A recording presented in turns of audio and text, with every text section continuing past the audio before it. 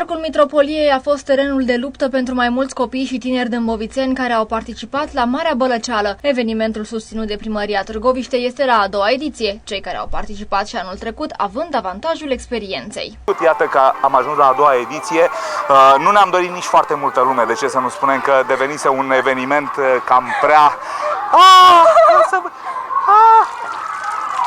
Sunteți flașcă și de bucurie. În direct se întâmplă.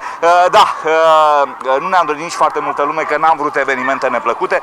Cum suntem acum, suntem bine și să ne ajute Dumnezeu să facem în fiecare vară măcar o ediție. Anul acesta ne-am propus două, una și la țară, că așa e bine, să îi învățăm pe prietenii noștri de peste tot că distracția trebuie să fie la mare putere. Vremea mai bună pentru Bălăceală. Exact, iată, mi se fură și muniția, ce să mai zicem? Da, era și caniculă și era tocmai potrivit să ne întâlnim în asemenea condiții. Îmbrăcați corespunzător în costume de baie sau cu haine de schimb, cei mici au început bătălia. Suntem la Marea Bălăceală și priviți ce se întâmplă aici. Bătaia cu apă din centrul orașului Târgoviște, aici în parc la Mitropolia, o atmosferă frumoasă, o atmosferă de neuitat. Vă așteptăm în următoarele noastre evenimente de acest gen. Marea Bălăceală la Târgoviște, astăzi numai aici în centrul orașului Târgoviște.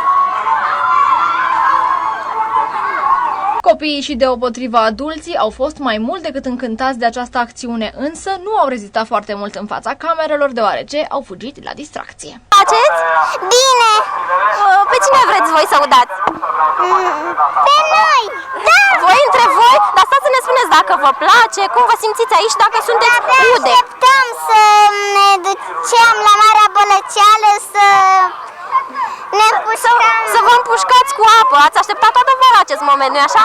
Da, am așteptat de mult și de am așteptat! Ce faci? Te-ai echipat și cu costum de baie? Ai venit la Marea Bălăceală? Da. Îți place aici? Da, și vreau să mai vin. Și vrei să mai vii? Ai reușit să auzi multe persoane? Da. Bun, te urmărim la joacă.